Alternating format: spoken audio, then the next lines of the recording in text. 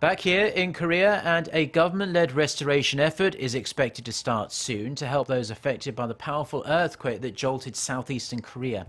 Earlier this month, the municipal government of Gyeongsangbuk-do Province says it will need around $12.4 million to repair public facilities and homes damaged during the magnitude 5.8 quake.